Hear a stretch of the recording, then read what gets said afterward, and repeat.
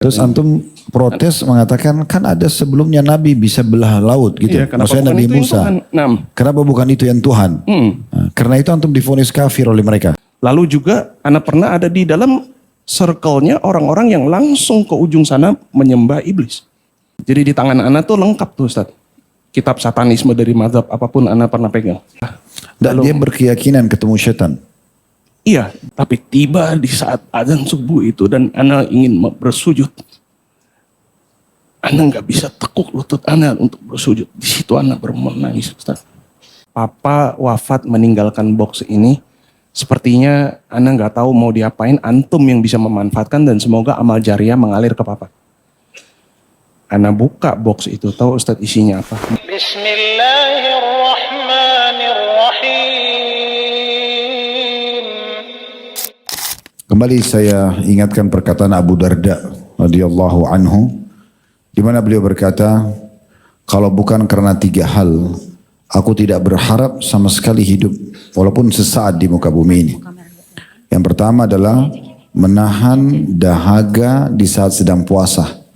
Justru beliau menganggap itu adalah puncak ibadah yang luar biasa karena sedang diuji imannya oleh Allah, menahan lapar dan haus murni karena Allah. Kalau bukan karena itu, aku tidak ingin hidup sesaat.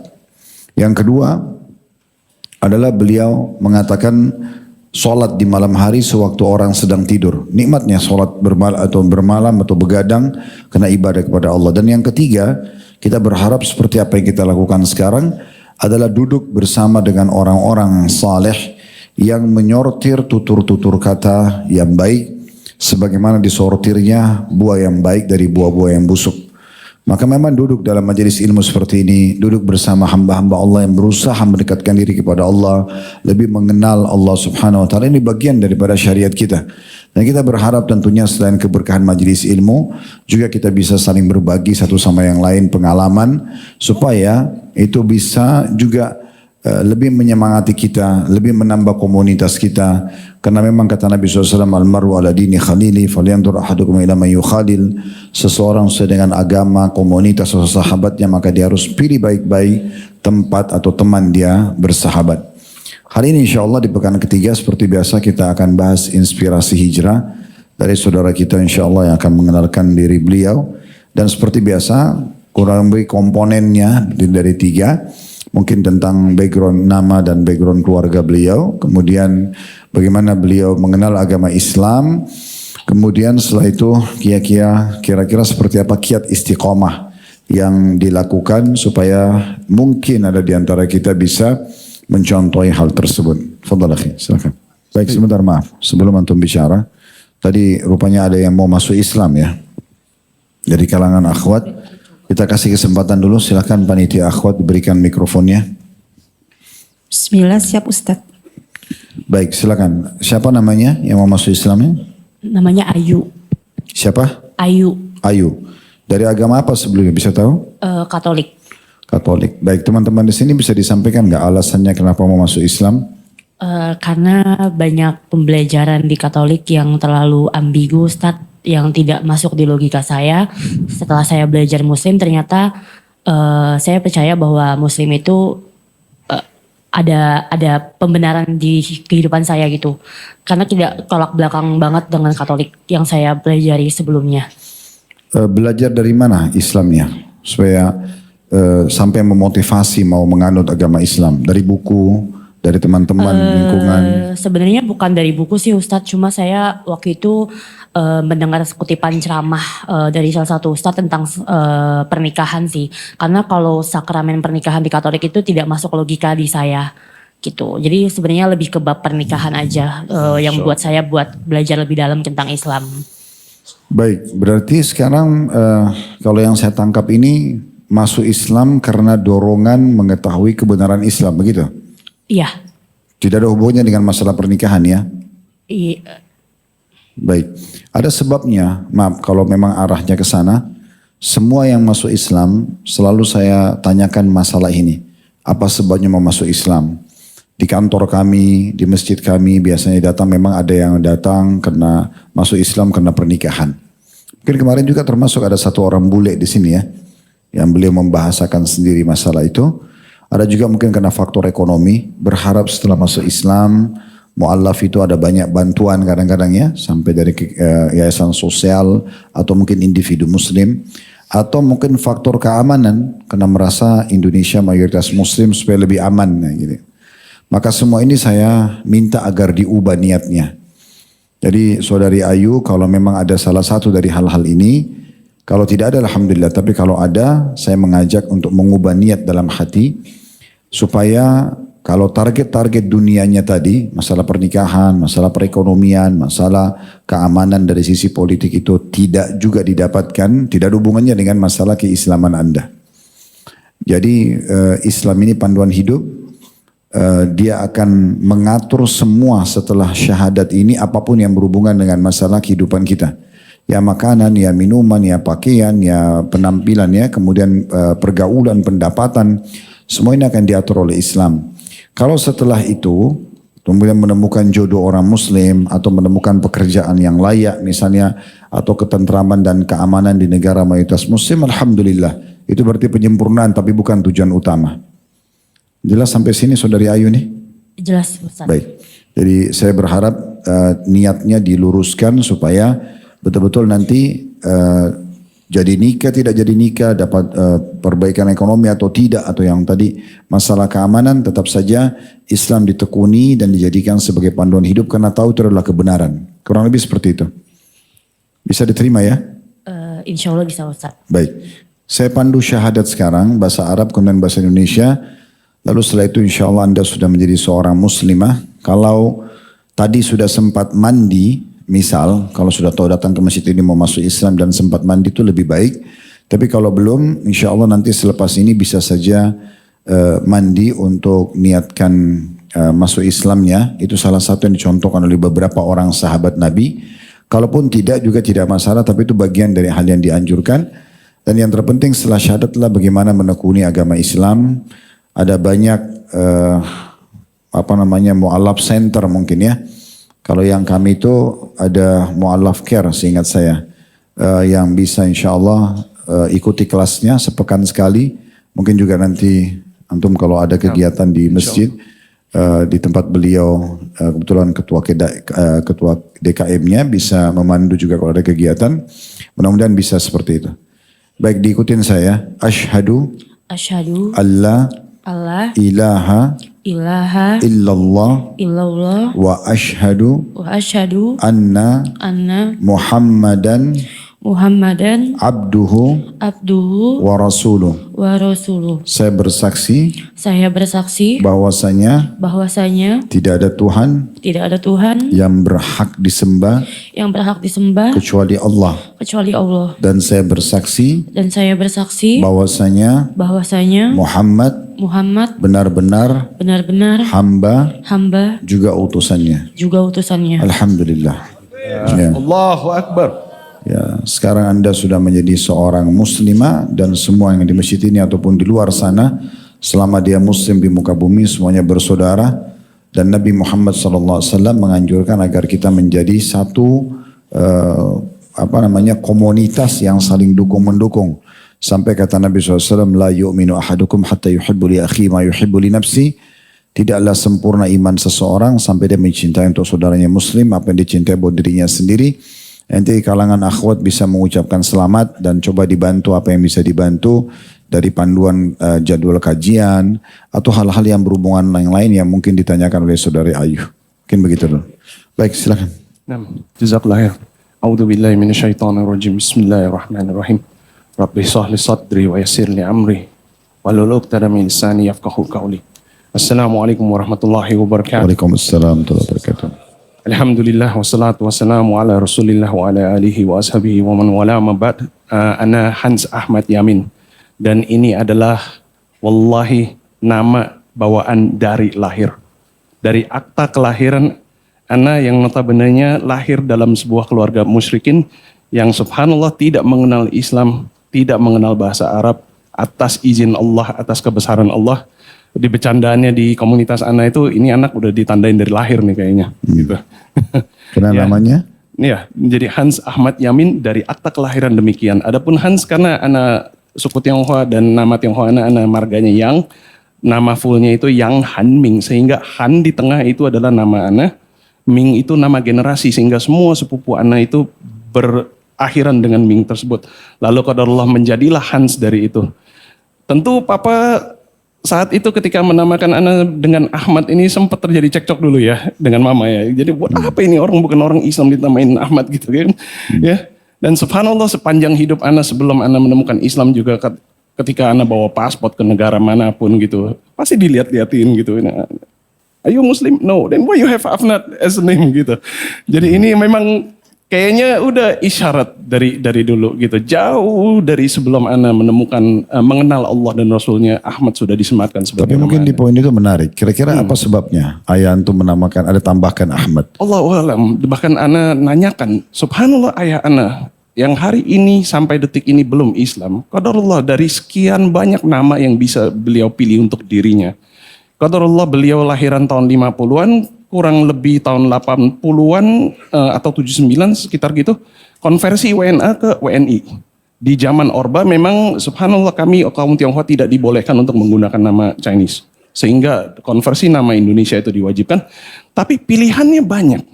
Subhanallah beliau menamakan dirinya sendiri Yusuf Tajuddin. Ya. Antum semua kalau ketemu sama beliau tanya, Pak tahu nggak Yusuf sama siapa? Yusuf itu siapa? Jawabnya dia, ya nama saya. Nama saya. Beliau sama sekali tidak tahu itu adalah nama Nabi dan sebagainya. Allahu a'lam. Tapi nggak ada alasan kenapa beliau pilih nama itu? Serak aja katanya. Panggilan fitrah mungkin ya. Semoga Allah mudahkan Islam. Nah, biasanya kan nama itu muncul karena mungkin baca buku, dengar sebuah kisah. Nah, ana juga kiranya begitu dan ana cek lagi teman-teman sekolahnya nggak ada yang namanya Yusuf. Bahkan yang mohon maaf, yang Nasrani sekalipun juga namanya nggak begitu. Biasanya Robertus kah, apakah dan sebagainya gitu. Beliau aman aja dengan pilihan nama itu. Bahkan Tajuddin artinya apa sih Pak? Dia nggak tahu. Setelah ana riset sendiri, ana yang merinding. Sampai sekarang padahal belum Islam. Semoga Allah wafatkan dia dalam Islam. Amin. Amin. Ala kulli hal demikian mengenai nama ana lahir tahun 86. Kalau di catatan sipil di saat itu keluarga dicatatnya sebagai agama Buddha. Qadarullah.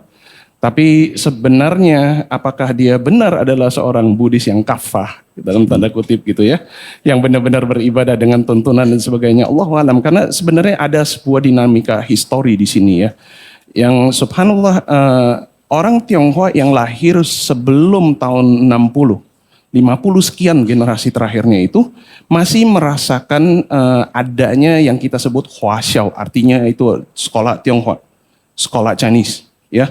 Yang karena di zaman itu qadarullah Tiongkoknya sudah menjadi republik rakyat dan berpaham sayap kiri. Otomatis kurikulum di sekolah juga mengikuti kurikulum seperti itu. Alhasil ketika kejadian G30 SPKI terjadi dan sebagainya, timbullah semacam fitnah di tengah-tengah orang Tionghoa yang sebagian oknum itu mengaku dirinya Muslim, Allahu a'lam benar atau tidak ya. Mereka sweeping ke rumah orang-orang Tionghoa. Dan selalu ditanyakan gitu, ini Cina PKI ya, ateis ya, komunis bukan? Kalau dijawab tidak, subhanallah mereka tanyakan pertanyaan malaikat kubur kepada mereka. Oh ini benar, bukan ateis, benar agama. Siapa Tuhanmu? Apa nabi kitabmu? Siapa nabimu? Digituin. Jadi lama-kelamaan orang-orang gedek gitu kan. Tidak sedikit dari mereka sebenarnya ya bukan ateis, mungkin agnostik, percaya Tuhan itu ada tapi tidak berkeyakinan yang satu gitu ya. Dan ataupun mereka yakin tapi ya sekedar formalitas saja. Jadi waktu itu sebagian teman-teman dari Tionghoa akhirnya hafal itu. Akhirnya hafal dan dijawab. Tuhanku Allah, kitabku Quran gitu. Salah satunya cikal bakalnya kenapa Konghucu. Sebenarnya teman-teman kita dari Tiongkok ketika datang ke Indonesia dan melihat Konghucu itu menjadi agama, mereka kaget. Karena itu dikenalnya ketika qadarullah kami belajar itu adalah pelajaran filsafat, lalu warisan sejarah, kitab kunonya. Ana alhamdulillah atas izin Allah dimudahkan untuk belajar sastra Cina sampai sastra kunonya yang kita sebut Kuan. Yang dimana kitab-kitab kuno itu butuh tafsir yang berbeda. Karena gaya bahasanya, kosakatanya, tata bahasanya semuanya berbeda dengan Mandarin yang hari ini kita gunakan yang kita sebut Paihuahun. Sehingga kitab-kitab Konghucu, kitab-kitab Taoisme dan sebagainya tidak bisa dipahami dengan bahasa Mandarin modern. Itu. Dan sanad ilmu itu terputus karena qadarullah di zaman Orba sekolah Tionghoa ditutup, ditiadakan. Nah, jawaban dari orang-orang yang kesal dengan digedor-gedor ditanyakan itu, udah deh kita sepakat aja deh, kasih jawaban yang mereka udah bikin mereka diam lalu tinggalkan kami. Gitu. Siapa Tuhanmu? Tian. Nah, lo ada nih jawabannya nih. Gitu kan? Apa kitabmu nih? Antum bisa baca. Gitu kan? Maksudnya liatin Al-Quran. Bukan. Kitab apapun yang mereka punya di situ, dan mungkin ada yang punya salinan kitab yang digunakan oleh teman-teman Konghucu saat itu. Ini memang bisa baca gitu. Nabinya siapa Konghucu? Emang lu kenal? Gitu. Ya sudah aman. Tapi karena Orba sistemnya sedemikian rupa saat itu orang Tionghoa nama Chinese yang nggak boleh digunakan, otomatis Konghucu juga ketika mau diajukan untuk disahkan juga ditolak. Ya udah deh Buddha aja deh biar ada di KTP agama dan nggak ada orang usil lagi sama kami gitu. Sehingga kita akan temukan tidak sedikit orang Tionghoa yang di generasi itu yang agamanya ala kadarnya ditaruh aja biar ada. Wallahualam dia sebenarnya beriman atau tidak gitu ya.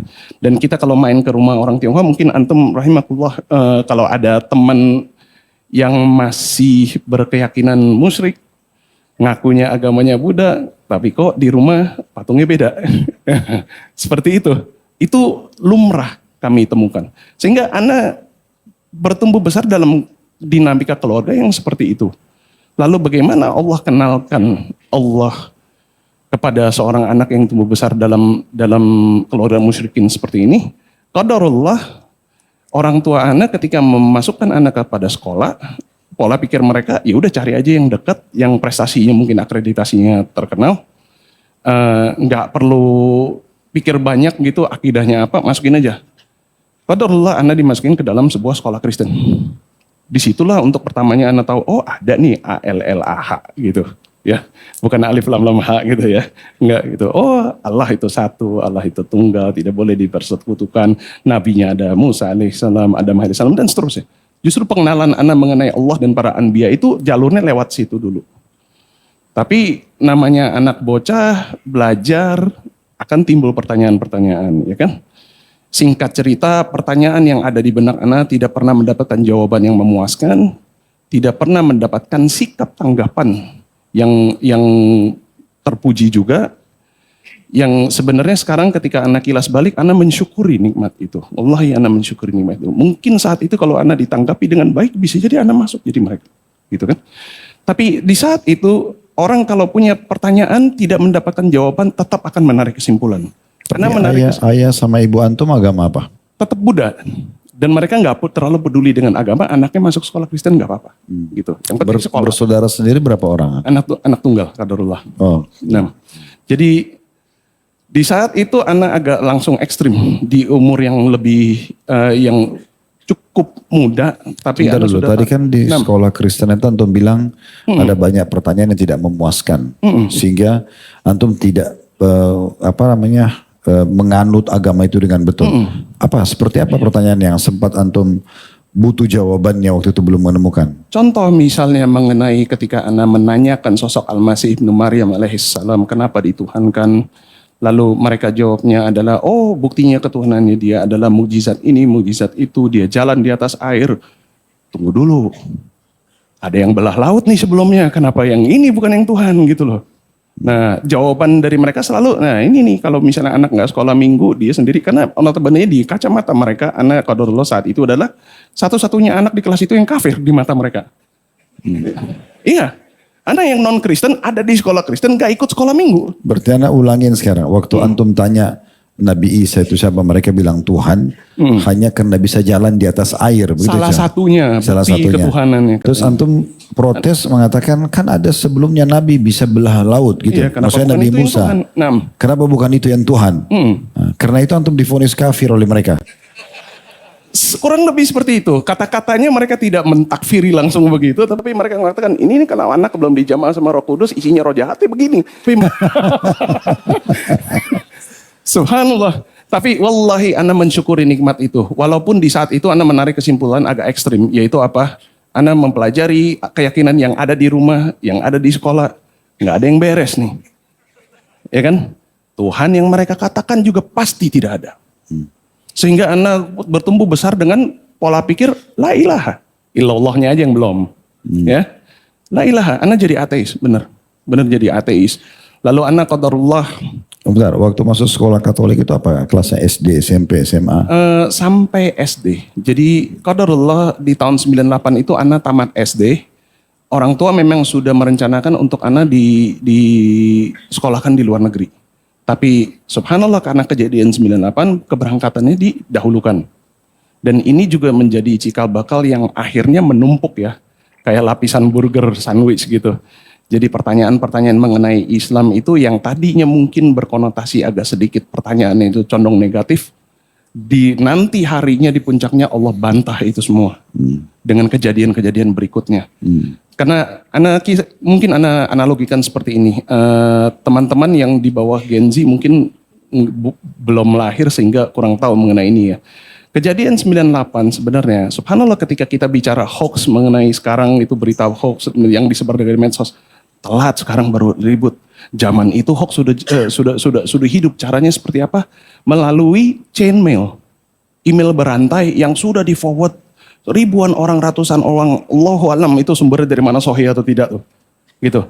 Tapi intinya yang kami terima banyak, anak posisi saat itu udah di Singapura, banyak menerima email yang konon katanya adalah kesaksian dari korban 98. Lalu semua kisah itu ada satu benang merah yang dinarasikan di situ. Tidaklah seorang oknum yang katanya muslim, padahal Allahu alam benar atau tidak kita nggak tahu, nggak bisa di cross check juga sekarang, sebelum dia melakukan sesuatu yang adalah pelanggaran dalam Islam. Perbuatan kekejian dan kekerasan dan yang memang udah biadab aja. Selalu dinarasikan mereka sebelum melakukan itu mereka bertakbir. Na'udzubillah min dzalik. Hancur nggak itu rusak citra Islam di komunitas kami? Minimal akan timbul pertanyaan, kok Islam jadi begini di saat itu? Tapi sebelum 98 apa respon teman-teman dari Jawa ini sudah positif ke Islam atau memang belum? Sebenarnya bisa dibilang spektrumnya luas. Karena kalau kita lihat lagi dari catatan sejarah, tahun 1961, Bapak Haji Abdul Karim Uy Cheng Hin rahimahullah sudah mendirikan PITI. Artinya ada Tionghoa Muslim di saat itu. PITI itu singkatan untuk Persatuan Islam Tionghoa Indonesia. Dari tahun segitu sudah ada sebelum kejadian semua ini, ya kan? Dan beliau ini Masya Allah, beliau rahimahullah bukan tokoh sembarangan. Bapak Abdul Karim Wijenghin ini adalah siapa? Sosok yang berjasa bagi keselamatan Bung Karno di saat itu. Ketika Bung Karno mau diambil. Antum kalau buka buku sejarah dan menemukan satu foto, Bung Karno berdiri di kanan, Buya Hamka berdiri di kiri. Lalu ada orang ketiga duduk di bangku di tengah. Nah ini orang yang gak pernah dibahas nih. Ini. Ya, yang menjadi seorang tokoh Chinese Muslim pertama yang menjadi ketua umum Muhammadiyah yang juga nggak pernah dibahas. Sehingga sebenarnya Chinese perspektif mengenai Islam, ada yang udah langsung Islam, ada yang nggak ngerti Islam, terdorong dengan segala macam fitnah lalu menjadi Islamofobia, gitu, kurang lebih Ustaz. Nah, dan kami yang berada di tengah-tengah. Yang Ana maksud tengah-tengah itu adalah yang mungkin sekelintir keluarga langsung yang gak ada yang muslim. Tapi dibilang punya teman muslim juga bisa bilang iya, bisa bilang enggak, minimal tetangga gitu kan. Yang kayak begini yang biasanya kami akan goyang dengan isu-isu tersebut. Ala kulihal saat itu 98 demikianlah terjadi, demikianlah narasi yang kami terima dari channel ketika Ana udah di Singapura. Timbul pertanyaan kok Islam jadi begini. Artinya itu mengisyaratkan bahwa sebelum kejadian itu dan narasi itu terbangun sedemikian rupa, sempat ada suatu saat kami sebenarnya tidak berpikir demikian. Ya, mungkin ngelihat tayangan azan di TV, ngelihat acara Islam di TV, kelihatannya damainya kelihatan gitu. Kok ini sekali ribut sampai seperti ini gitu kan. Nah, Ana ketika di Singapura, lucunya adalah Ana sebagai seorang WNI di Indonesia, Ana masuk sekolah swasta, di sana Ana masuk ke sekolah negeri. Nah, dan di sekolah negeri mereka, karena di Singapura itu keharmonisan antar suku dan antar agama itu dipaksakan dengan hukum, Ustaz. Sehingga Ana untuk pertama kalinya sebenarnya di situ ngelihat dan bersekolah bersama dengan muslim.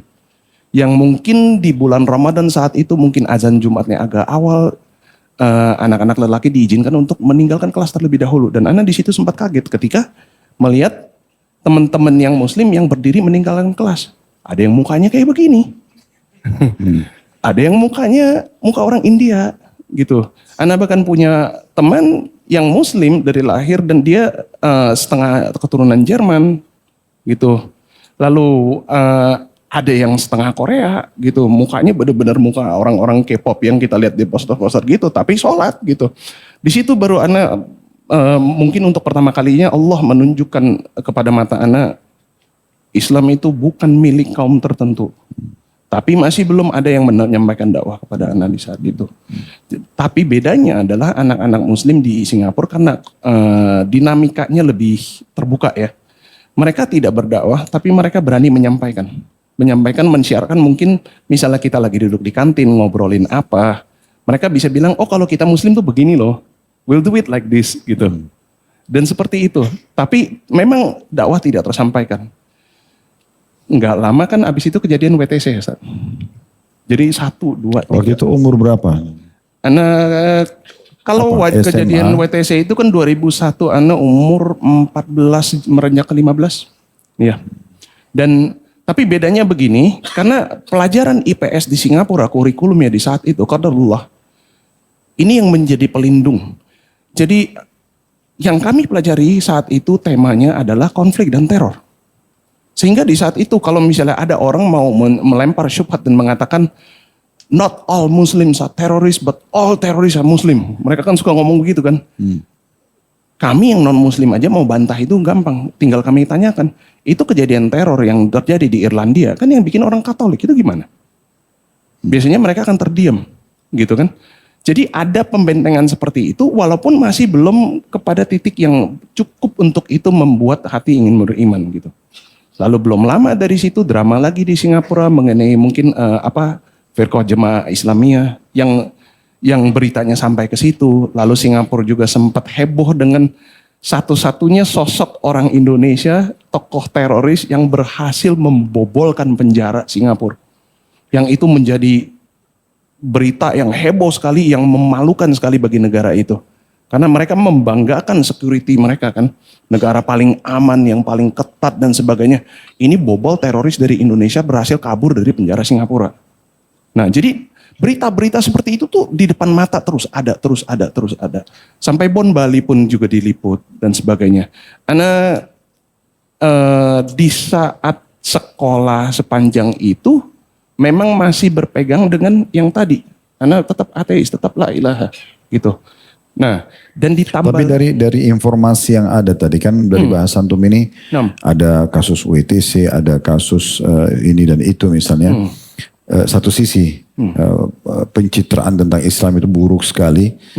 Satu sisi yang lain antum mengatakan saya baru mengetahui ternyata Islam itu indah karena ternyata bukan untuk agama oknum tertentu. Mana yang dominan di diri antum pada saat itu? Di saat itu amat sangat disayangkan karena Ana sudah memutuskan dengan kesimpulan ekstrim yang tadi barusan. Ana masih lebih dominan negatif sebenarnya.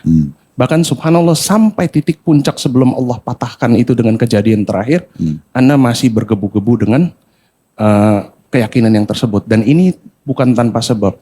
Wasilahnya di sini salah satunya yang mengantarkan Ana ke sana adalah Ana dari umur 5 tahun sudah diajarkan musik.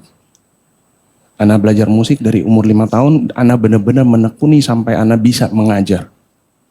Ana qadarullah hampir mendapatkan mendapatkan surat undangan untuk berangkat ke Australia untuk mendapatkan diploma musik. Orang tua tidak izinkan. Tapi subhanallah di Singapura itu banyak kakak-kakak kelas Ana yang penggiat musik keras. Ana terdorong masuk ke dalam ikatan itu. Dan seperti mungkin beberapa teman-teman yang pernah punya masa lalu yang sama ngerti ya. Aliran musik keras itu adalah ladang dakwahnya orang-orang yang berakidah apa ya sama. Mereka beryakini ya ilah minimal mereka anti semua agama. Konten musik mereka akan menggaungkan itu, menyuarakan agar orang meninggalkan agama. Lalu juga Ana pernah ada di dalam circle-nya orang-orang yang langsung ke ujung sana menyembah iblis. Jadi bahkan Ana di tangan dari kalangan musisinya. Iya, jadi di tangan Ana tuh lengkap tuh Ustaz. Kitab satanisme dari mazhab apapun Ana pernah pegang. Sempat jadi pemimpinnya juga nggak? Enggak. Oh, enggak. Alhamdulillah tidak. Walaupun ini ada satu catatan ya. Syaitan dan iblis itu nggak bodoh-bodoh amat ketika menggoda manusia. Wallahi mereka tidak akan mewaswas dan menggoda orang yang sudah ada di jalur neraka. Ana subhanallah sepanjang menjadi orang kafir nggak pernah diganggu oleh syaitan. Subhanallah setelah ana sudah beriman dan mulai sholat dia muncul. Enggak, sebenarnya digoda cuma antum nggak sadar. Tahu, Anda buktikan. Kenapa antum digoda? Terbukti antum masih belum mau kenal Islam waktu itu. Dan itu senjata yang paling kuat. Tetap ada persepsi negatif gitu kan, sehingga ada penolakan.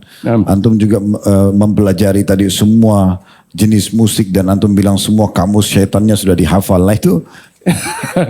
Jadi sudah paket komplit tuh. Alhamdulillah, tapi itu justru ternyata sekarang setelah ana renungkan itu menjadi salah satu wasilah yang Allah berikan menjadi sebuah benteng.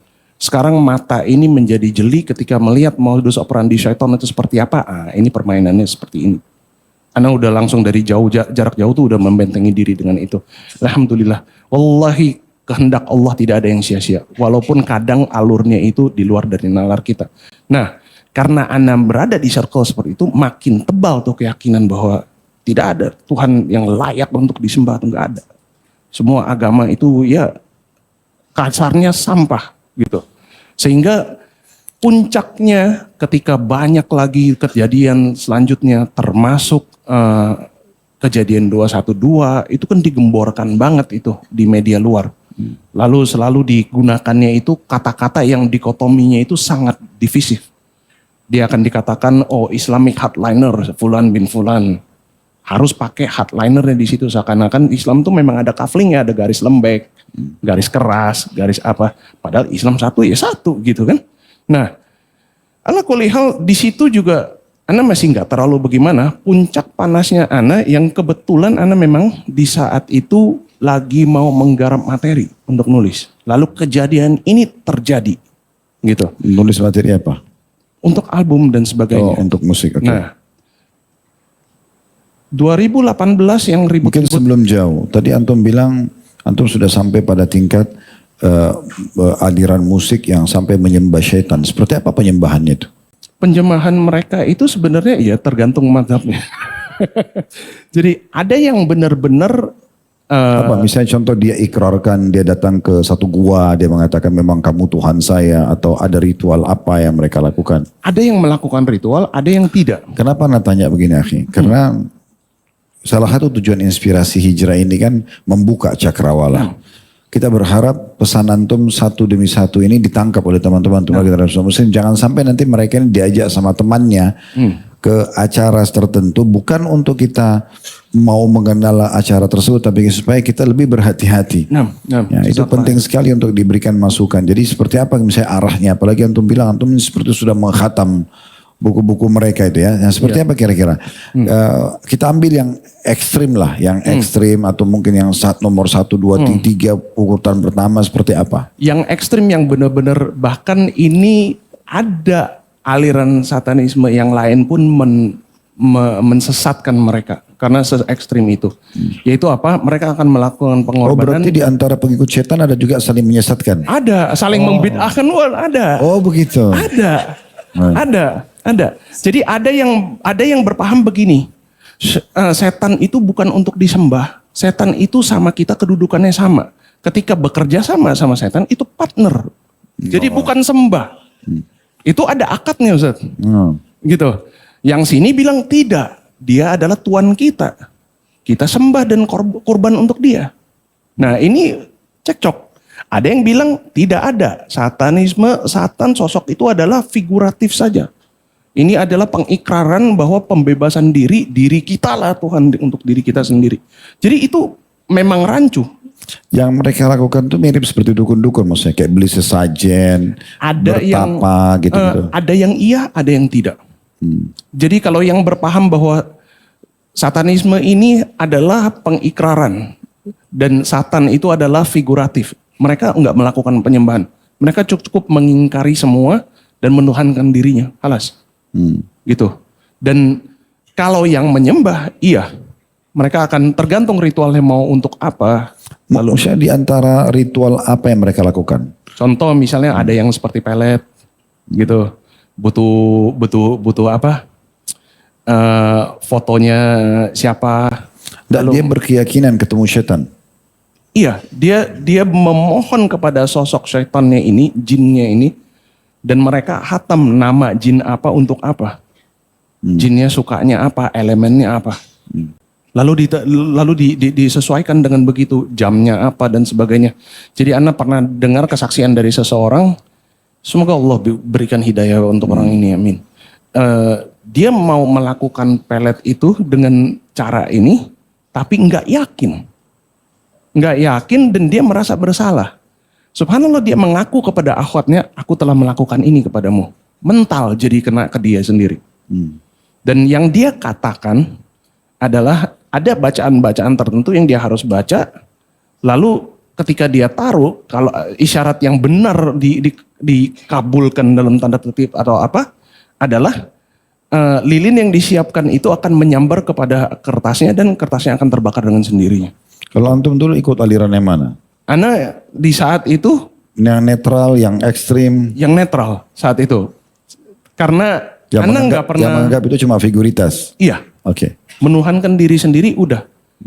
Dan Ana nggak berpartisipasi dengan ritual dan sebagainya karena bagi Ana itu mengkhianati kaidah yang Ana pegang. Kalau saya menjadi Tuhan diri sendiri, kenapa saya harus sembah yang lain? Gitu. Jadi ini udah bertentangan dengan prinsip yang Ana pegang di saat itu. Itu mulai di umur berapa tuh? Mulai ke sana arahnya. Tadi kan belajar musik mulai di umur 5 tahun nih. Itu mulai lebih ke sana itu umur berapa? kurang lebih 18-19. 18. Saya sudah tamat SMA, sudah masuk kuliah ya. Nah, dan makin gelut lagi karena juga di dalam dunia itu Ana udah bukan ngeband cuma untuk happy-happy doang. Kami sudah bikin rekaman, tur luar negeri dan sebagainya. Lalu lanjutannya bahkan Ana sempat berada di putaran pengadaan konser dan sebagainya. Dan semoga Allah maafkan ini semua, amin. Dan itu menjadi apa ya, zat yang mengentalkan keyakinan yang udah ada sebelumnya. Kalau Ana ibaratkan seperti kita ini kopi ini ditambahin lagi nih kopinya ini biar lebih hitam lagi gitu. Nah, puncak akhirnya itu di tahun 2018 ketika ribut-ribut Pilpres itu sangat heboh di situ. Itu bagi orang-orang yang berpaham seperti ini, oh ini hidangan paling enak untuk digoreng gitu, untuk membuktikan kepada orang-orang dari mana agama itu mengajarkan kedamaian. Buktinya kalau ada ribut-ribut seperti ini kok gitu kan. Allah bantah Ana dengan cara apa? Ana saat itu sedang mau berdiri mempersiapkan diri untuk nulis, Ana lupa mau ngambil apa. Ana dulu punya satu kebiasaan buruk itu kalau ngecas HP itu deket kabelnya lalu di pinggir meja. Ana bangun, HP Ana ketarik qadarullah. Jatuh dalam keadaan tidak terkunci, HP-nya terbuka. Lalu Ana ambil dengan jempolnya tidak sengaja menyentuh layar HP-nya itu sendiri gitu. Nah, sedikit catatan, Ana dulu kalau pakai YouTube nggak pernah buka dari aplikasinya. Ana cari channelnya dari Google, buka API langsung ke app-nya, biar apa algoritma tidak terganggu. Itu untuk pertama kalinya jari jempol Ana menyentuh YouTube dan terbuka laman depan tersentuh juga video paling pertama. Random aja udah terbuka. Dan video apa itu? Itu video potongan dari akun mana. Ana sekarang nyesel Ana tidak save itu linknya. Potongan-potongan ceramah dari para asatidz kita dan juga para mufti di luar negeri. Termasuk antum di dalam video tersebut. Ada Ustadz Syafiq, ada Ustadz Firanda, ada Mufti Meng, Syekh Yusuf Esti, Hafizahullah dan sebagainya. Yang kurang lebih pesan yang dikumpulkan di dalam video ini adalah sejak kapan muslimin dibolehkan untuk ribut-ribut seperti ini. Gitu. Rasulullah SAW sudah mencontohkan cara yang benar untuk menasihati para pemimpin. Mufti Meng dan Syekh Yusuf Esti juga mengatakan hal yang sama dalam Inggris. You know, the Prophet peace be upon him has shown the right way to advise our leaders, and it's not by gathering in huge amounts. It's not gathering and then causing mudarat and violent blowbacks and all the other negativities that comes along with it. Gitu. Nah, Ana lucunya adalah di saat itu Ana terpaku. Orang biasa nalurinya kalau nonton video yang kepencet, dia apain? Swipe aja kan, skip kan. Ana terpaku sampai akhir. Berarti channel itu mengumpulkan kumpulan ceramah-ceramah, bukan satu orang. Iya, Oke. sepotong, tapi temanya nyambung. Karena Ana terpaku nge-freeze di situ sampai akhir, di history ada. Lucunya, dalam diri ada bisikan dorongan untuk tonton ulang. Tapi kali ini Ana ambil kertas, Ana ambil pena. Dalam hati ada bisikan, ada nih orang Islam seperti ini. Siapa mereka? Dan Ana punya kebiasaan karena Ana bergelut di dunia akademis juga, Ana nggak sembarang ambil fatwa orang. Kalau misalnya ada fulan ngomong apa, Ana cari tahu background orang itu. Jadi afwan jidan Ustadz, Ana sempat kepoin background antum dan sebagainya juga gitu. Cari-cari dulu orang ini siapa nih ngomong kayak begini gitu kan. Nah, Ana kulihal karena Ana cari seperti itu, otomatis materi kajian antum, channel antum pun terbuka gitu kan. Materi para asatidz kita juga terbuka. Subhanallah, makin Ana telusuri apa yang para asatidz kita gaungkan di dalam dakwahnya mereka, materi kajiannya mereka. Tanpa disadari semua pertanyaan yang Ana tidak pernah dapat jawabannya dari kecil hingga titik itu. Satu persatu Allah pertunjukkan. Allahu Akbar. Hingga satu saat Ana benar-benar ditaklukkan oleh Allah, ini kebenaran yang tidak bisa lagi, Ana udah gak punya hujah untuk menolak. Tapi Ana masih ngeyel nih ceritanya Ustaz. Ngeyelnya begini, Allah tuh kalau benar ada susah banget sih untuk dilihat. Gitu. Karena ya Ana terbiasa dengan keyakinan-keyakinan yang lain yang sesembahannya itu terlihat gitu kan. Dan Allah Maha Kuasa, tidak ada yang mustahil. Susahnya apa untuk menampakkan dirinya? Tentu ini sebelum Ana tahu mengenai kisah Musa alaihissalam yang meminta untuk melihat Allah dan lalu gunungnya pecah dan beliau alaihissalam pingsan ya. Subhanallah, sejahil itu pun Allah tetap kasih satu jawabannya. Ana singkat aja langsung, jawabannya yang Allah tampar muka Ana dengan itu adalah apa? Surah Al-Baqarah ayat Al-Kursi. Wasi'a kursiyuhus samawati wal ardh. Di situ Ana terdiam. Ana tiba-tiba teringat guru fisika Ana dulu pernah ngomong begini. Katakanlah misalnya di sini ada seekor gajah sebesar ini nih. Lalu ada seekor lalat menghadap ke gajahnya dan posisinya di sini sedekat ini. Apakah dia sedang melihat gajahnya? Iya. Tapi kelihatan nggak? Tidak. Dan Ana sepanjang mengkepo dengan kajian antum, kajian para asatidz juga udah masuk tuh menclok sana sini, kajian hadis, sirah nabawiyah dan sebagainya. Ana teringat antum pernah menyampaikan satu hadis di mana Rasulullah SAW mendeskripsikan keadaan semesta kita ini, bahwasanya bumi ini sekecil ini, kita di dalam lebih kecil lagi. Di antara bumi ke langit satu seperti apa? Cincin yang dibuang di padang pasir. Lalu di langit berdua tuh demikian, buminya plus langit satunya, cincin dibuang di pasir. Dan seterusnya sampai Sidratul Muntaha. Naluri Ana di saat itu tertampar dengan logika begini. Kalau Al-Kursi itu bendanya adalah benda yang bukan transparan. Yang seperti kain ini yang kita nggak bisa ngelihat apa yang dia di belakangnya. Lalu Allah Azza wa Jalla mengatakan wasi'a kursiyuhus samawati wal ardh. Keblokir mata kita. Pun kalau benar Allah bisa nampak dan kita bisa lihat karena kursinya menutup seperti langit-langit ini, kita tidak akan melihat secara zahir, keblokir. Karena zatnya adalah zat yang bukan transparan. Lalu Ana juga temukan kajian antum di mana antum temanya tauhid dan kita bahasannya saat itu asma wa sifat. Ana dapatkan kesimpulan lagi dari sekian banyak sifat Allah yang antum paparkan. Allah itu sebenarnya tidak terikat dengan ruang dan juga tidak terikat dengan waktu. Pertanyaannya, mata manusia terikat dengan keduanya nggak? Antum bisa nggak melihat sesuatu yang tidak terikat oleh ruang dan waktu? Mustahil. Pecah mungkin biji mata kita. Bingung melihatnya apa. Jangankan kita mencoba untuk melihat Allah Azza wa Jalla. Malaikat terbuat dari apa? Cahaya. Nah, ini anak-anak yang belajar sains, ayo di mana? Rumus kecepatan cahaya berapa? Nah, kalau malaikat lebih cepat dari itu dan kita aja nggak bisa tangkap, bagaimana mata kita mampu melihat Allah? Di situ Ana terima jawaban itu, bahwa Dia benar-benar ada dan keberadaan Dia sudah tidak bisa dipungkiri lagi, gitu. Lalu di hari yang sama itu terjadi, subhanallah besokannya Ana mendengar azan subuh. Untuk pertama kalinya di hidup Ana, azan itu berkumandangan Ana merasa terpanggil. Tapi ada sedikit catatan Ustaz. Itu di umur berapa tuh?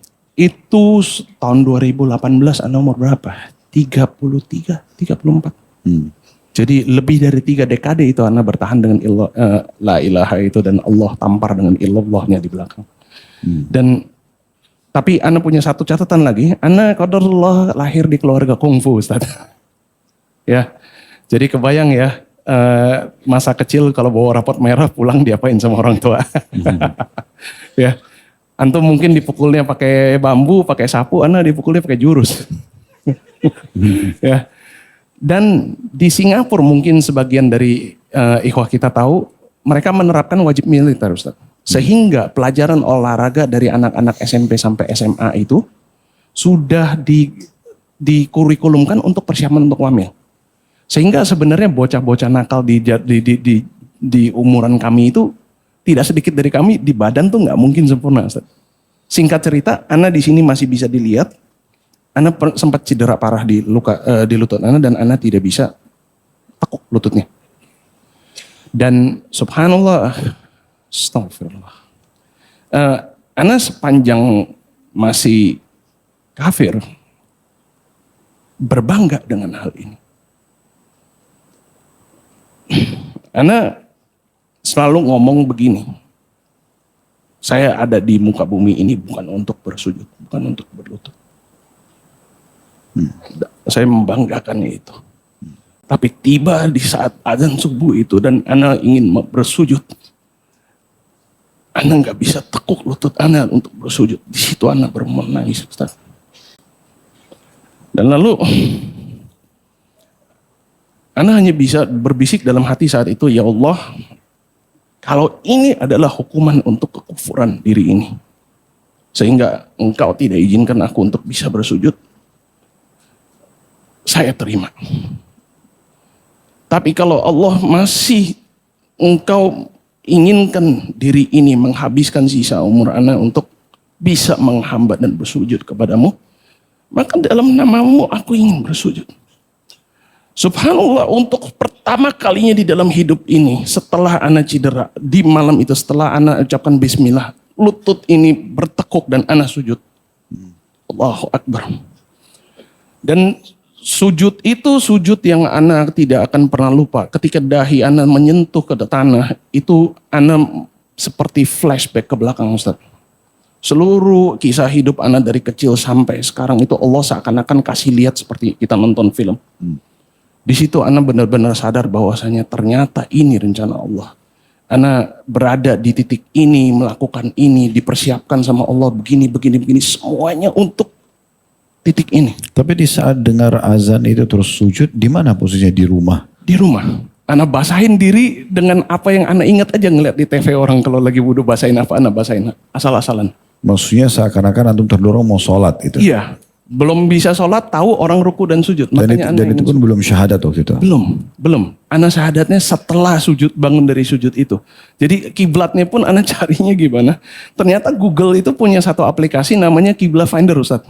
Ini untuk ikhwan yang baru hijrah dulu mengakal main komputer game, tahu ya game Pokemon Go. Nah yang ketawanya kecil-kecil rasa bersalah nih ya. Seperti itu, kameranya dibuka lalu kita cari, begitu ketemu you are here gitu. Nah Anda berdiri aja udah menghadap kiblat di situ dan Anda sujud. Dan sujud itu menunjukkan flashback itu dan Anda juga ingat satu lagi yaitu apa? Urusan dengan yang bersifat hablum minan nas. Anda pernah dizolimi sama siapa? Anda pernah diapain dengan siapa? Yang hati tidak pernah bisa ikhlas untuk memaafkan, di saat itu Anda merasa kayak ada batu yang dilepaskan. Lalu Anda bangun dari sujud tersebut, dalam hati Anda mengatakan begini, ya Allah terima kasih Engkau telah ikhlaskan hati ini untuk bisa melepas itu semua. Sungguh Engkau tidak pernah meninggalkan diri ini, aku beriman kepadamu. Anda angkat tangan Anda diri sendiri mandiri. Asyhadu an la ilaha illallah wa asyhadu anna Muhammadur Rasulullah. Kok bisa nggak ada yang nuntun syahadat kalimat itu keluar?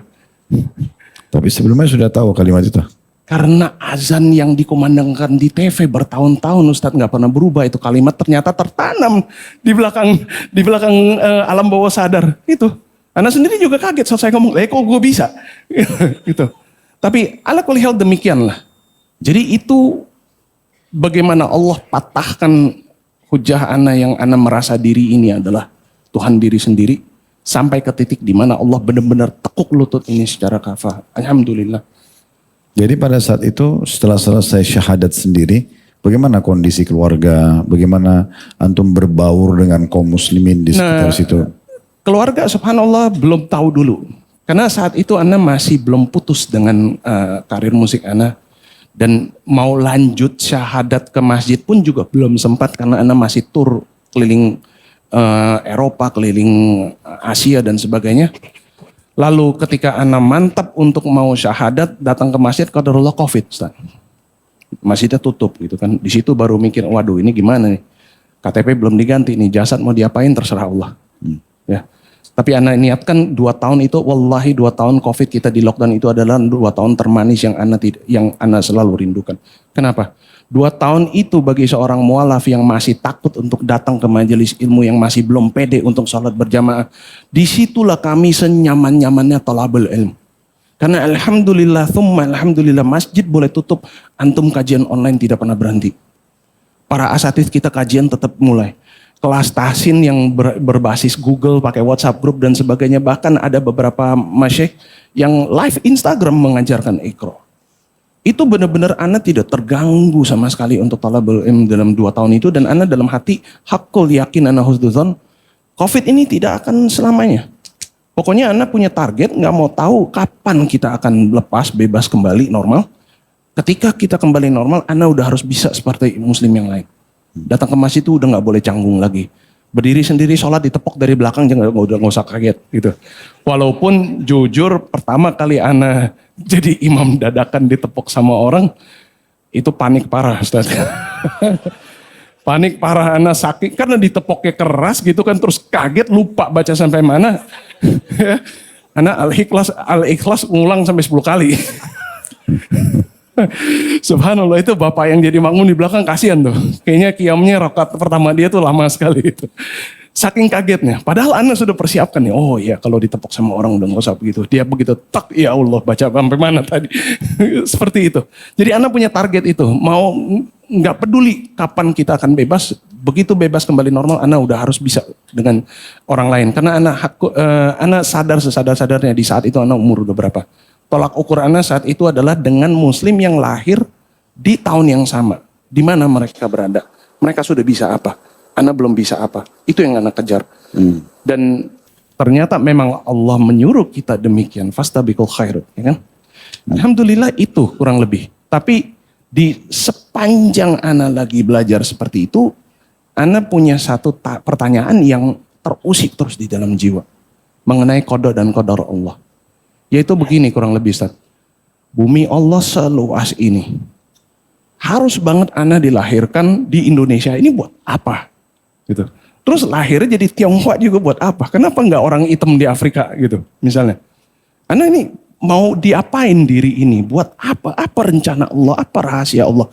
Ana enggak bisa mendapatkan jawaban yang pas hingga satu saat Allah jawab. Singkat cerita, ana sembari mengerjakan musik ana dan pelan-pelan ana coba tinggalkan.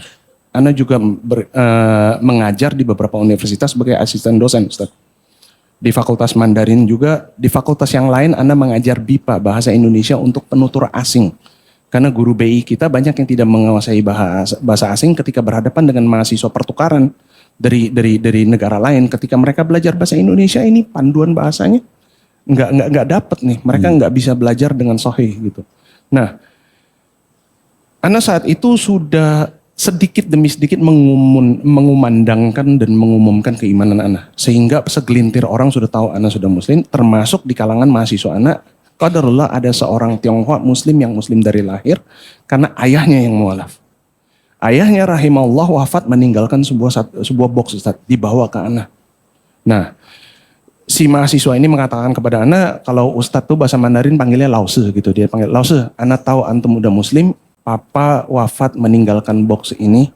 Sepertinya ana gak tahu mau diapain, antum yang bisa memanfaatkan dan semoga amal jariah mengalir ke papa. Ana buka box itu, tahu Ustadz isinya apa? Mushaf Quran yang 100% terjemahnya udah Mandarin. Kitab fikih, kitab hadis, dan ada kitab yang seperti Bulughul Maram dan sebagainya Mandarin. Di situ ana benar-benar gemetar. Allah jawab di situ, Allah hantarkan gudang ilmu dengan bahasa yang ana kuasai dari nasab ana. Tapi buat apa gitu?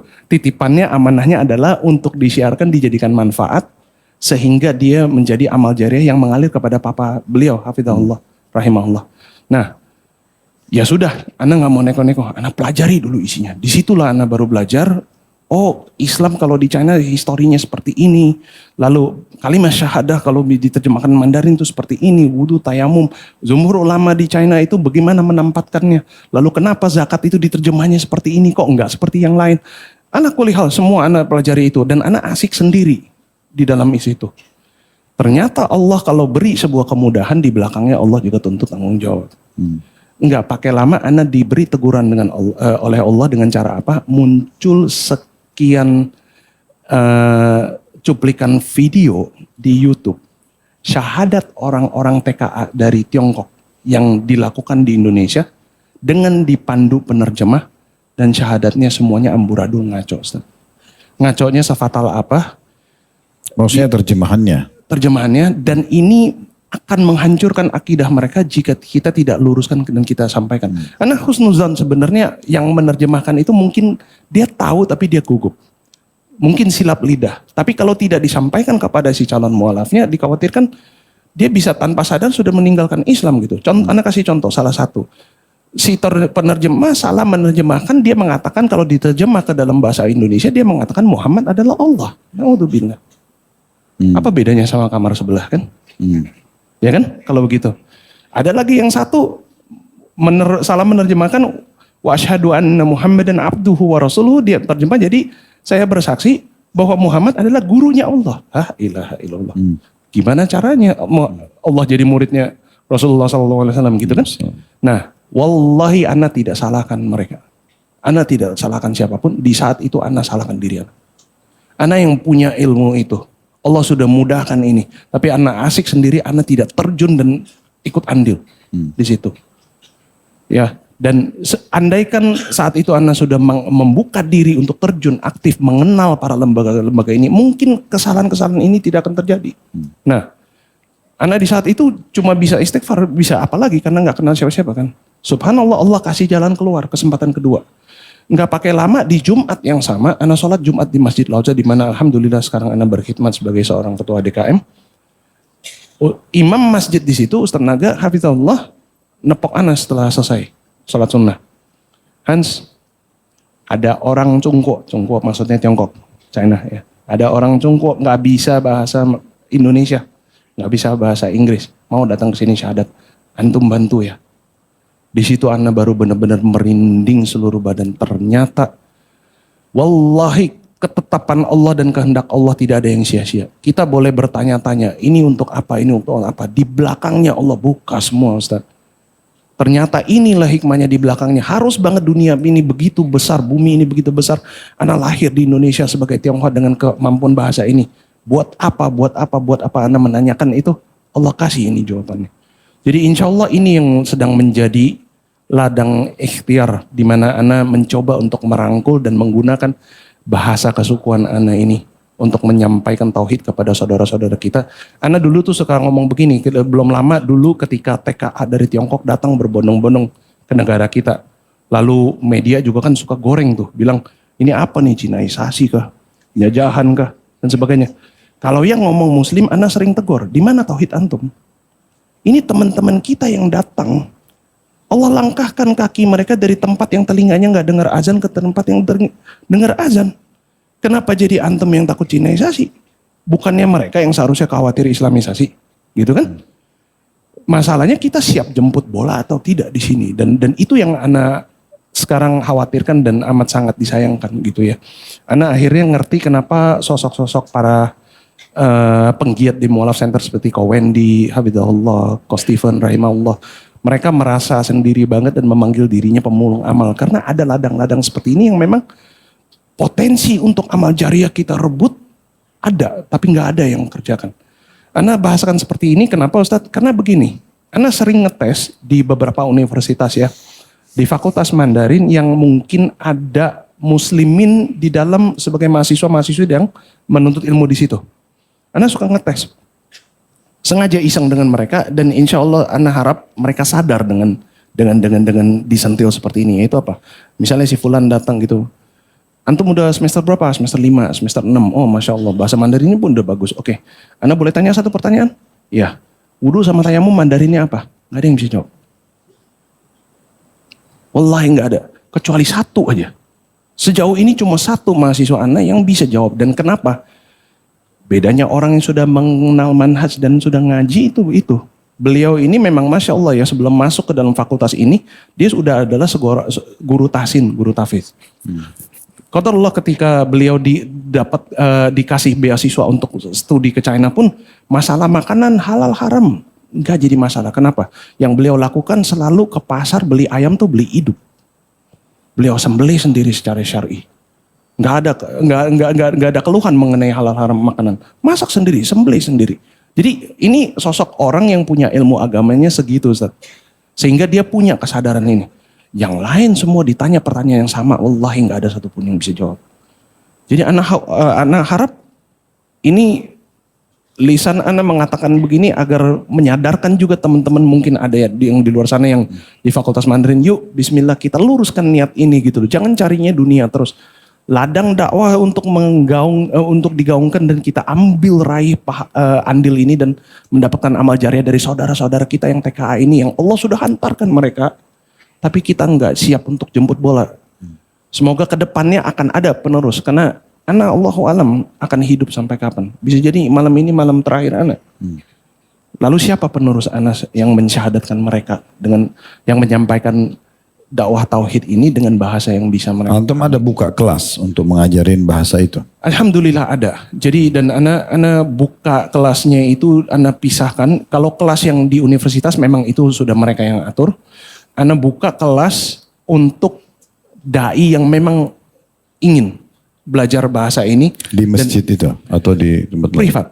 Ana privat dan ana privat ana jabanin untuk online biasanya karena kadang belum tentu kita bisa ketemu dan jadwalnya yang pas ya. Lalu Anda punya kebiasaan untuk merekam materi online juga untuk mereka, mudahkan mereka untuk murojaah gitu. Dan insya Allah kurikulum bahasa Mandarin yang Anda rancang untuk para dai itu Anda udah saring. Termasuk misalnya kita ngomongin kalau sastra itu nggak bisa lari dari peribahasa misalnya. Peribahasa yang mana nih yang mengandung khurafat?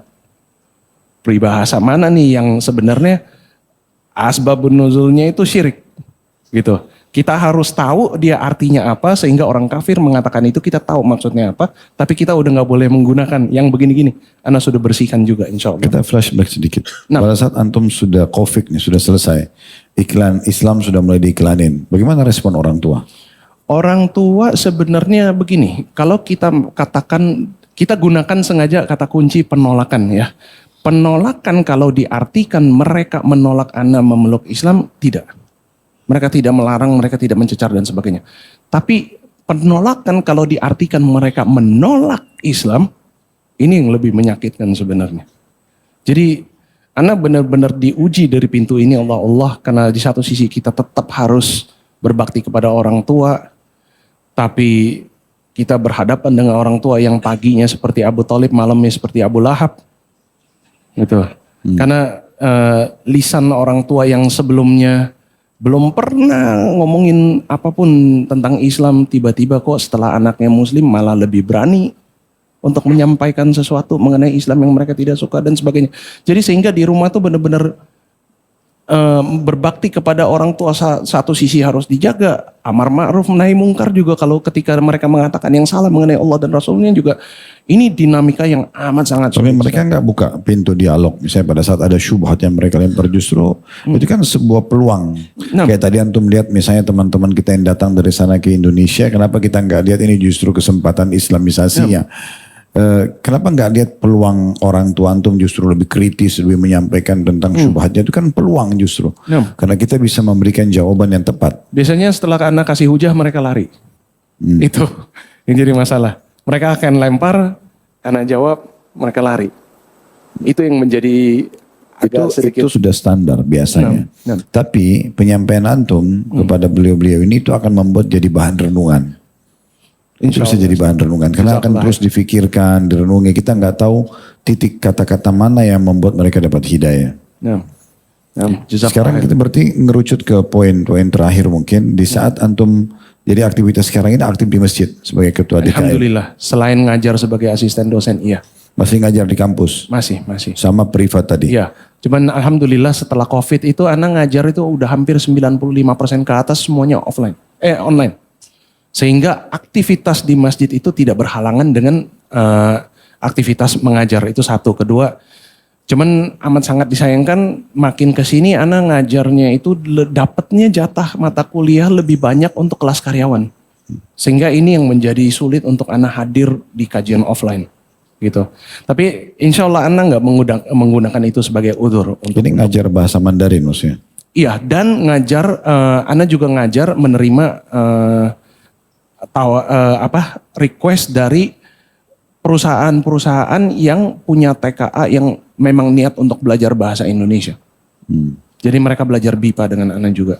Dengan perantara bahasa Mandarin yang lalu anak berikan mereka materi yang lebih kuat dari sisi tata bahasa dan sebagainya biar mereka bisa benar-benar berbahasa dengan lancar. Apa aktivitas di masjid itu sekarang? Aktivitas di masjid. Sebagai ketua DKM antum buat program apa aja? Program Ana sekarang karena udah dekat Ramadan ya, jadi fokusnya sedang ke situ. Tapi jujur yang Ana lebih banyak lakukan di situ adalah justru pembinaan mualaf dan pensyahadatan yang khusus untuk orang asing, bahasa asing. Jadi kami alhamdulillah yang Ana bantu pandu syahadatnya kalau dari TKA dari Tiongkok itu sebelum Ana sudah ada lebih banyak lagi. Tapi yang benar-benar mendapatkan pembinaan dengan bahasa yang mereka pahami itu sudah hampir kurang lebih 50-an. Lalu ada warga negara Jepang dari juga datang, warga negara Korea juga datang, dan saudara-saudara kita di mualaf center yang lain pun Ana buka pintu itu. Siapapun yang berhadapan dengan calon mualaf atau yang sudah mualaf yang berbahasa asing yang Ana alhamdulillah kuasai, antum di sana punya kesulitan, hantarkan mereka atau datangkan Ana ke situ. Ana siap untuk wakafkan waktu dan tenaga dan materi untuk antum nggak buka channel khusus untuk dalam bahasa Mandarin ini. Tujuannya justru negara-negara yang memahami bahasa itu. Sudah ada Ustaz. Sudah ada dan justru materi untuk mereka taklim untuk yang baru syahadat, channel-channel ini yang Ana kumpulkan untuk mereka. Nah, pengenalan tentang Islam. Iya. Di antaranya ada Ustadz Isama Hafizahullah. Lalu ada beberapa asatidz juga di China dan alhamdulillah sebenarnya di antara TKA Tiongkok yang datang itu nggak semuanya kafir Ustaz. Ada dari kaum suku tertentu yang memang mereka suku muslim dari lahir. Nah salah satunya mereka buka restoran di Lokasari. Ini kaum suku Hui, muslim dari lahir. Mereka buka restoran ini, mereka jaga kehalalannya, bahkan musik aja nggak ada. Yang salah satu penggiat di restoran ini Ustadz Yunus Hafizahullah 30 tahun jadi imam masjid di China. Sehingga kadang Ana kalau misalnya lagi waktunya tepat, si mualafnya itu bisa, Ana bawa ke situ. Lalu mereka juga berbisnis franchise di F&B lainnya. Salah satunya outlet Ping Shui yang mereka jalankan di seberang Masjid Istiqlal itu saudara-saudara kita. Muslimin dari kaum Hui yang membeli franchise-nya dan membuka di situ. Sengaja bukanya di depan Istiqlal biar sholat 5 waktu gampang. Jadi anak kadang tekniknya itu untuk menyampaikan dakwah Islam kepada mereka dan mengkokohkan mereka lebih dalam lagi. Jangan terlalu kaku. Kalau di masjid nggak bisa, mereka nggak sempat. Anak bawa mereka ngeteh. Anak bawa mereka mengopi di situ. Ngobrol dengan ikhwan-ikhwan kita yang muslim dari lahir. Yang Masya Allah mereka banyak dari mereka itu cucu dari imam masjid. Ayahnya ustadz dan sebagainya. Sehingga penyampaiannya insya Allah Ana juga ada di situ. Ana pantau ini benar atau tidak. Nah, ini informasi baru ini ya. Jadi tidak semua kita kan tahu kalau teman-teman kita yang datang dari sana itu ternyata ada muslim. Nah, Ya, termasuk punya komunitas selain daripada masjid. betul. Mereka juga buka usaha-usaha. Nah, Ya. jadi tafadhol ana ya juga bermaksud untuk mengundang antum satu hari untuk bertemu dengan mereka insya Allah. Insya Allah. Ya. Baik, mungkin sebagai penutup, akhi. Sekarang setelah masuk Islam, melalui proses tadi yang cukup panjang, sehingga antum merasa antum diingatkan oleh Allah, ditampar oleh Allah, tanda kutip di sini sampai antum masuk Islam. Sekarang antum mengabdi di masjid, sangat menikmati untuk mengislamkan orang-orang Tionghoa dan segala macam. Alhamdulillah. Bismillah. Apa yang antum ambil sebagai sebuah kiat untuk antum bisa konsisten di situ? Subhanallah. Ana wasiatkan sebuah wasiat kepada diri ana sendiri terlebih dahulu. Yang ini wasiat bisa dibagi 3. Yang pertamanya itu rentetannya 4. Dan ana mohon maaf sebelumnya, bahasa yang akan ana lakukan, ana keluarkan ini akan agak sedikit ngegas. Karena kebiasaan ana ketika mengingatkan diri sendiri memang bahasanya ngegas. Yaitu apa? Ana selalu katakan kepada diri ana setiap hari, istiqomah itu omong kosong tanpa ittiba. Ittiba itu omong kosong tanpa ilmu. Ilmu itu omong kosong tanpa murojaah. Murojaah mau sebanyak berapapun percuma dan sia-sia kalau tidak praktek dan amalkan. Ini yang ana jaga. Itu poin pertama. Poin kedua, ana mendapatkan sebuah nasihat dari Ustadz Firanda Hafizahullah yang insya Allah ana akan ingat terus nasihat ini hingga wafat. Amin. Karena sunatullahnya memang iman itu akan naik dan turun. Cepat atau lambat kita akan tiba ke titik rendah, titik lelah, futur dan sebagainya. Camkan satu hal ini baik-baik kepada di dalam diri kita. Selemah apapun iman antum, seberat apapun antum tidak mampu melakukan sebuah amalan secara sepenuhnya, tolong jangan juga ditinggal sepenuhnya. Karena sesungguhnya ketika antum sedang futur, antum sedang lemah, antum sedang males, dan atau antum punya uzur sehingga antum cuma bisa melakukan 1% dari keseluruhannya itu. 5% dari keseluruhannya itu. 1% kita di saat itu yang kita pertahankan adalah 100%-nya kita. Tapi kalau antum tinggalkan maka halas, sudah 0. Dan syaitan akan menunggangi 0 ini menjadi berkembang biak ke yang lainnya. Jadi ini yang ana pegang. Terakhir adalah apa? Ana merenungkan pada akhirnya hakikat iman itu sebenarnya apa sih? Gitu Ustaz.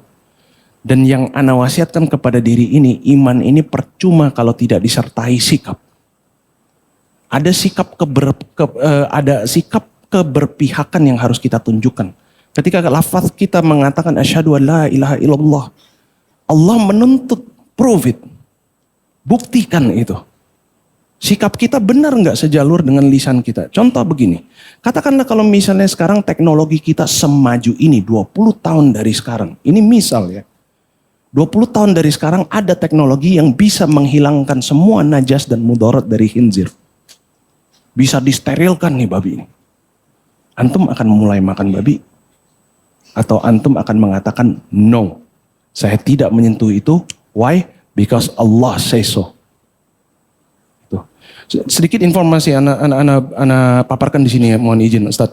Antum tahu nggak sekarang sudah beredar semacam zat kimia obat yang jika dimakan 30 menit sebelum kita mengkonsumsi homer bisa menangkis semua efek mudarat itu.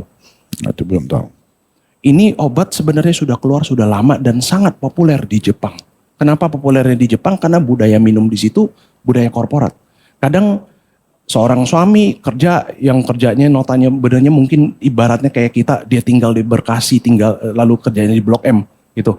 Selesai dia kerja dipaksa untuk minum sama manajernya dan gak bisa pulang. Kereta ketinggalan. Akhirnya itulah yang cikal bakal melahirkan konsep hotel yang disebut hotel kapsul di Jepang. Yang bentuknya kayak peti mati cuma orangnya doang masuk. Dan itu juga yang menjadi pemicu salah satu tingkat perceraian di Jepang itu naik di daerah luar kota metropolitan. Dan tingkat perselingkuhan dari sisi istri naik. Karena suaminya nggak bisa terlepas dari lingkaran itu kalau dia nggak temani bosnya dan manajernya untuk minum, sedangkan dia sudah capek seperti itu, dia mungkin akan dipecat dan gak dikasih job atau apa sebagainya. Nah, Ana tahu ini dari mana? Qadarullah di tahun tertentu Ana tur Eropa dengan 3 band. Dan tur itu 26 negara dalam 1 bulan, 26 kota kami manggung. Ada band Jepang di situ. Dan band Jepang ini yang memang menjadi dedengkotnya di situ, VVIP-nya, yang karena dialah yang setiap kali kami manggung itu full. Nah, setiap kota mereka kunjungi, karena kota yang kami kunjungi juga kami udah peta dulu. Ini kota yang memang banyak nih pengikut aliran ini gitu. Dan mereka sendiri juga punya tokoh-tokoh influencernya di dalam bidang itu sendiri. Alhasil tokoh-tokoh mereka secara lokal itu ketika selesai manggung pasti mengundang mereka untuk dijamu. Kita bahasanya after party, begitu. Padahal mereka ini nggak bisa minum. Mereka adalah orang yang kekuatan toleransi alkoholnya lemah. Anda ngelihat dengan mata kepala sendiri, mereka serentak semua keluarkan kotak obat, semuanya mengeluarkan pil itu dan makan itu. Dan Anda tanya, kalian ngapain? Karena anak khawatir ini narkoba. Kalau diperiksa sama imigrasi kita kena semua nih, gitu kan? Nah, Anda tanya, oh bukan, ini bukan narkoba. Ini kita minum biar nggak mabok, nggak pusing, nggak mual, dan biar besok itu cuma rasanya ngantuk doang karena begadang. Dan kita bisa manggung lagi secara maksimal. Dan benar, di pagi berikutnya mereka pulang, mereka cuma kelihatannya ngantuk kayak orang habis ngantor begadang. Anda nggak menemukan bekas muntah di dalam toiletnya, tidak ada. Mereka juga nggak ada yang leha-leha dan terus bilang aduh nggak bisa bangun gitu, nggak ada, sama kali nggak ada. Dan besokannya mereka manggung tuh biasa aja. Ya intinya karena kapsul itu. Iya. Yang itu mau sampaikan pesan ke ikhwah kita selain menjadi muslim kita punya prinsip dalam syariat itu. Ketika ini bisa dan didapatkan di dalam market kita, apakah antum akan menggunakan obat ini biar antum bisa mengkonsumsi alkohol? Kan mudaratnya semua sudah hilang. Atau antum berdiri tegak lurus di pihak Allah dan Rasulnya dan mengatakan tidak, saya tidak mengkonsumsi ini because Allah say so. Iman ini butuh sikap pihak. Bahkan ketika kita berhadapan dengan kemungkinan bahwasanya hujah kita terbantahkan dengan yang sifatnya manusiawi, duniawi, kita tetap berpihak dengan apa yang Allah katakan. Ini yang mungkin 3 poin dasar ini yang ana wasiatkan ke ana, diri ana sendiri. Jazakallah khair. Mungkin ada yang mau jadi muridnya bahasa Mandarin mungkin. Biar bisa jadi dai. Ana mohon izin Ustadz untuk menyampaikan 1 poin ya.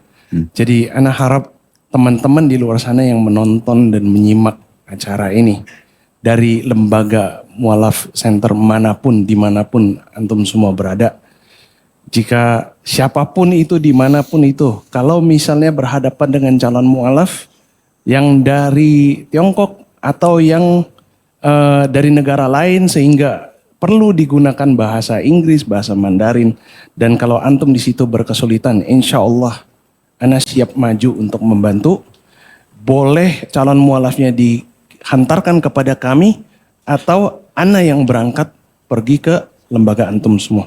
Masya Allah. Jazakallah khair. Wa iyyakum.